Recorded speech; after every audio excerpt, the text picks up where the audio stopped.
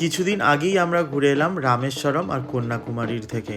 আমি সোশ্যাল মিডিয়াতে অনেক ভিডিও দেখেছি, তবে এখনও পর্যন্ত সেরকম কোনো ভিডিওতে দেখতে পাইনি যে রামেশ্বরমের পুরো বিষয়টা আপনাদের কাছে তুলে ধরেছে। তো আমি আজকে প্রথমে কন্যাকুমারীর বিষয়ে বলে নিই। তো আমরা রামেশ্বরম থেকে গাড়িতে করে চলে গিয়েছিলাম কন্যাকুমারী। রামেশ্বরম থেকে গাড়িতে প্রায় 8,000 টাকা ভাড়া নিয়েছিল। অনেকেই দেখি যে রামেশ্বরম থেকে ওখানে দুদিন কাটিয়ে সেখান থেকে ট্রেনের টিকিট বুক করে কন্যাকুমারী, বা ওখান থেকে ট্রেনের টিকিট বুক করে একদিনের জন্য মাদুরাই। আমরা রামেশ্বরম যারা যাই তারা মাদুরাই কন্যাকুমারী ওইভাবেই ভিজিট করি ট্রেনে করে। আমরা সেটা করিনি, আমরা পুরো গাড়িতে গিয়েছিলাম। একদিন আমাদের পুরো ওই কন্যাকুমারীর সাইডটা সময় লেগেছিল। আপনারা অনেকেই ভাবেন যে রামেশ্বরম আসছি, ট্রেনের টিকিট বুক করা নেই, কন্যাকুমারী যেতে পারবো না। তবে এখন আর সেইরকম কোনো ব্যাপার নেই, আপনারা কার বুক করে কন্যাকুমারী চলে যেতে পারবেন। তো কন্যাকুমারী এখানে আমি পৌঁছে গেছি, দেখতেই পাচ্ছেন। শুধু লাইনটা দেখুন, 2 থেকে 2.5 ঘন্টা সময় লেগেছিল লঞ্চের টিকিটের জন্যে। তো এখানে দু রকমের ব্যবস্থা আছে, 300 টাকা আর 100 টাকা। 300 টাকাতে একটু তাড়াতাড়ি ছেড়ে দিচ্ছে, বেশিক্ষণ লাইনে দাঁড়াতে হচ্ছে না। তবে ওই ব্যাপারটা একই, 2 ঘন্টা দাঁড়ান আর সঙ্গে সঙ্গে যান। সেই যাতায়াতটা একটু তাড়াতাড়ি হবে ঠিকই, কিন্তু আদারওয়াইজ আর কোনো ফেসিলিটি নেই আপনার জন্য যে অন্য ধরনের একদম সুন্দর লঞ্চ আসবে এরম নয়। যারা লাইনে দাঁড়িয়ে আছে তাদের সাথে আপনাদেরকে যেতে হবে, একটু সময়টা শুধু বাঁচবে এতটাই। তো লঞ্চ এখানে এসে গেছে, দেখতেই পাচ্ছেন। তো আমরা লঞ্চে উঠে ওপারে চলে যাব। তবে এখানে একটা জিনিস আমি আপনাদেরকে দেখাচ্ছি, যে লঞ্চ থেকে দেখুন, মানে প্রতিবন্ধী আমরা বলি, আমরা নিজেদেরকে ছোট করি যে আমরা হয়তো বয়সের ভারে বা আমাদের শরীরের অসুস্থতার জন্য ঘুরতে পারবো না। কিন্তু এই মানুষগুলোকে দেখার পর আমার মনে হলো যে বয়স বা শরীরের অসুস্থতা কোনো কিছুই ম্যাটার করে না, মনের জোরটাই আসল। মনটা যদি আমাদের দুর্বল না হয়ে পড়ে, আমরা কিন্তু সব কিছু জয় করে নিতে পারি, সব জায়গা ঘুরে নিতে পারি। তো যেটা আমি এখানে এসে দেখলাম, এখানে দুটো দেখার বিষয়, এই তিরুভাল্লুভার মূর্তি আর হচ্ছে বিবেকানন্দ রক মেমোরিয়াল, যেখানে 1892 সালে স্বামী বিবেকানন্দ 3 দিনের ধ্যানের পর জ্ঞান অর্জন করেছিলেন। এই জায়গাটা সম্বন্ধে যত বলা হবে ততই কম বলা হবে। মানে এত শান্ত একটা জায়গা, মানে এলেই একটা শান্তি ফিল হয়। মানে চারিদিকে জল, তার মাঝখানে, মানে সিরিয়াসলি এটা ভিডিওর মাধ্যমে আমি বলে বোঝাতে পারবো না। আপনারা হয়তো ভিডিওটা ভালো করে দেখলে বুঝতে পারবেন যে এই জায়গাটা এলে সত্যিই কতটা শান্তি ফিল হতে পারে। কেন এখানে স্বামী বিবেকানন্দ এসেছিলেন সেটা হয়তো এখানে না এলে বোঝা যাবে না। মানে এতটাই ভালো একটা জায়গা। এই বিবেকানন্দ রক মেমোরিয়াল, ওইটার সাথে এই তিরুভাল্লুভারের মূর্তি, এইটাকে এই কাঁচের ব্রিজের সাহায্যে জয়েন করে দেওয়া হয়েছে। তো এখানে তিরুভাল্লুভারের মূর্তিটা একটা 41 মিটার উঁচু মূর্তি। আমি যতদূর জানি তিনি একজন তামিল কবি ছিলেন, তাকেই উৎসর্গ করে মূর্তিটি বানানো হয়েছে।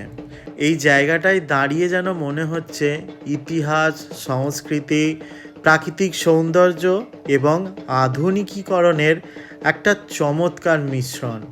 মানে এতটাই ভালো লাগছে এখানটায় এসছে।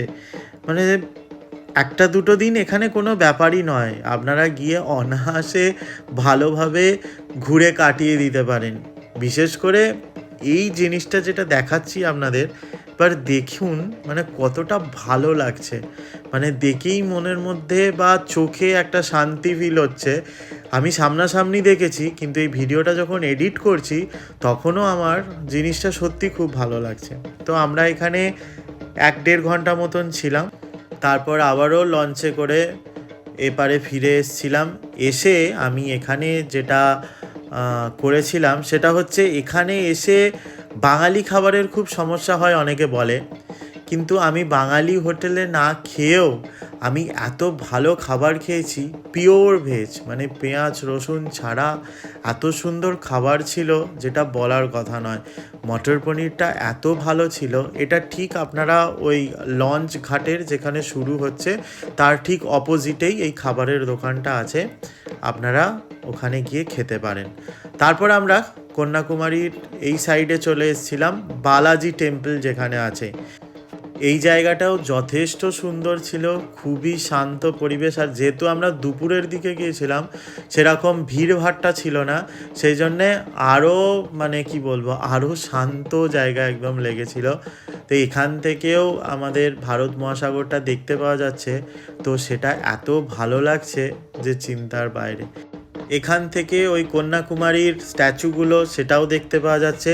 প্লাস এখান থেকে আমি দূরে আপনাদেরকে দেখাচ্ছি যে ত্রিবেণী সঙ্গম যেটা বলা হয়, যেটা তিনটে সমুদ্রের মিলনস্থল, বঙ্গোপসাগর, আরব সাগর আর ভারত মহাসাগরের, মানে ওই দূরে একটু ভালো করে যদি দেখেন তাহলে বুঝতে পারবেন যে তিনটে জলের কালার কিন্তু একদম আলাদা। ওইটাই হচ্ছে ত্রিবেণী সঙ্গম, ওইখানেই আর কি মিলিত হয়েছে তিনটে সাগর। এরপর আমরা বালাজি টেম্পল থেকে বেরিয়ে চলে গিয়েছিলাম ভাট্টাকোট্টাতে। মানে ভাট্টাকোট্টা আবার আরও এমন একটা জায়গা যেখানে গেলে এক তো শান্ত একটা জায়গা, তারপর হচ্ছে যে প্রাকৃতিক সৌন্দর্য, যেদিকে তাকাবেন সেদিকেই মনে হবে একটু ফটো তুলি, একটু দাঁড়িয়ে ভিডিও করি, মানে এতটাই ভালো। মানে একদিকে সমুদ্র আর অন্যদিকে পশ্চিমঘাট পর্বতমালা, মানে একদম একটা কি বলবো, এত সুন্দর দৃশ্য। তারপরে হচ্ছে ওই মানে সমুদ্রের কালো বালি, যেটা একদম দারুণ লাগছে। তার সাথে আকাশটা দেখুন এখন, মানে মনে হচ্ছে যেন সেই হয় না স্বপ্নে মাঝে মধ্যে আমরা এমন জায়গা দেখি যেখানটা মনে হয় যে আমরা পৌঁছে গেছি, বা কি সুন্দর জায়গা। ঠিক এই ভিডিওটা দেখুন, ঠিকভাবে দেখলে বুঝতে পারবেন, মনে হবে যে সেই জায়গাটাতেই আমরা দাঁড়িয়ে রয়েছি, যেগুলো আমরা মাঝে মধ্যেই কল্পনা করি যে একটা শান্ত জায়গা হবে। যারা সমুদ্র ভালোবাসে তাদের জন্য তো কোনো কথাই নেই, মানে একদিকে সমুদ্র, একদিকে পাহাড়, মাঝখানে দাঁড়িয়ে যত খুশি ফটোশ্যুট করুন।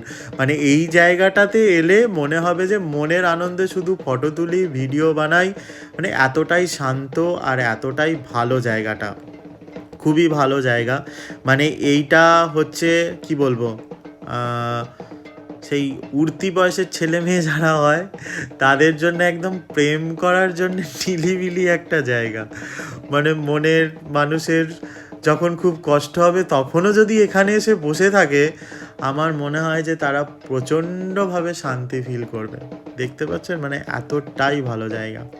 এরপর আমরা ফিরে একটু রেস্ট নিয়ে চলে গিয়েছিলাম রামেশ্বরম মন্দিরে। তো এখানে আমি একটা বলে রাখি কথা, যেটা হয়তো আমরা অনেকেই এসে দর্শন করতে পারি না, সেটা হচ্ছে মণি দর্শন। যারা জানে তারা আসে, কিন্তু বেশিরভাগ ভিডিওতেই এই জিনিসটা শেয়ার করা হয় না, মণি দর্শনের ব্যাপারটা। প্রতিদিন ভোরবেলায় এখানে এই মণি দর্শন হয় 5টা থেকে 6টা পর্যন্ত। আপনাদেরকে 4টে সাড়ে 4টে এসে লাইনে দাঁড়িয়ে পড়তে হবে, মাথা পিছু 50 টাকা করে নেওয়া হয়। মানে এতটাই ভালো একটা দর্শন, মানে কি বলবো, মানে সত্যি যে 4 ধামের একটা ধাম, সেটা বোধহয় এই ভোরবেলাটা না এলে ঠিক বুঝতে পারবেন না। আরও একটা কথা বলে রাখি যে 4 ধামের মধ্যে এই ধাম থেকে আপনাদেরকে বাড়ি যাওয়ার সময় যেটা নিয়ে যেতে হবে সেটা হচ্ছে জল। অনেকেই কিন্তু জানেন না যে এই মন্দিরের থেকে বা এই ধাম থেকে ফেরার সময় আপনাদেরকে নিয়ে যেতে হবে জল। যেমন পুরীর থেকে আপনাদেরকে নিয়ে আসতে হয় নারকেলের ঝাঁটা, তেমনি এখান থেকে আপনাদেরকে নিয়ে যেতে হবে জল। তেমনি আপনাদেরকে বদ্রীনাথ থেকে নিয়ে আসতে হয় তুলসীর মালা, আর দ্বারকা থেকে আপনাদেরকে নিয়ে যেতে হয় চন্দন। এরপর আমরা চলে যাই অগ্নিতীর্থম ঘাটে স্নান করতে। তো এখানটা প্রথমত বলা হয় যে রাম যখন রাবণকে হত্যা করে আসে তখন প্রায়শ্চিত্ত করার জন্যে এই জলে স্নান করে, তো তাতে সমস্ত পাপ রামচন্দ্রের ধুয়ে যায়। আবার অন্যদিকে বলা হয় সীতা যখন নিজের সতীত্ব প্রমাণের জন্য অগ্নি পরীক্ষা দিয়েছিলেন, সেই সময়কালেও এই তীর্থের সাথে দেবী সীতার পবিত্রতার একটা সংযোগ ঘটে। তো এই জলে স্নান করলে আজও অনেকেই মনে করে যে তাদের জীবনের সমস্ত পাপ ধুয়ে যায়। এটা বেসিক্যালি বঙ্গোপসাগর।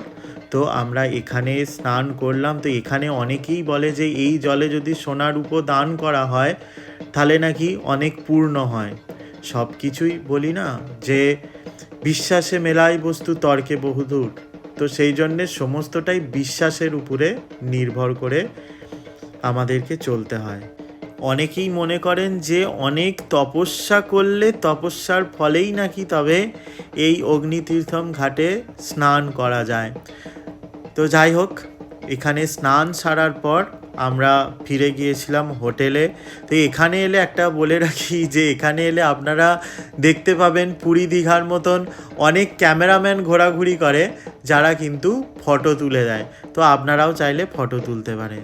তারপর এখানে চলে গিয়েছিলাম একটা হোটেলে খাবার খেতে। সাউথের খাবার মানে বুঝতেই পাচ্ছেন ইডলি ধোসা, কিন্তু আমার তো সবসময় একটু হাটকে কিছু চাই। মানে যতই ইডলি ধোসা হোক আমার মন সেই লুচি তরকারির দিকে পড়ে থাকে। তো লুচি তো এখানে পাওয়া যাবে না, সেই জন্যে পুরি আর তার সাথে সবজি ছিল একটা, আর তার সাথে আমার এই বড়াটা খেতে খুব ভালো লাগে, সেটাও নিয়ে নিয়েছিলাম। তো খাবার দাবার সেরে আমাদের হোটেল ছেড়ে বেরিয়ে যেতে হয়েছিল। তো যাওয়ার পথে আমি আপনাদের সাথে শেয়ার করব পাম্বন ব্রিজ, যে ব্রিজটাকে ভারতের সবথেকে প্রথম সমুদ্রের উপরের আর কি ব্রিজ বলে মনে করা হয়, প্লাস হচ্ছে যে সবথেকে দীর্ঘতম ব্রিজ।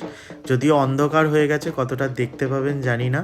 এটা 1914 সালের 24শে ফেব্রুয়ারি এটা খোলা হয়েছিল। এখন তো আবার এর পাশে একটা মানে ওই কি বলবো ভার্টিক্যাল সি ব্রিজ হয়েছে, দেখতে পাচ্ছেন। ওই যখন জাহাজ আসে এটা উপর দিকে উঠে যায়, আবার যখন জাহাজ চলে যায় এটা নিচে নেমে যায়।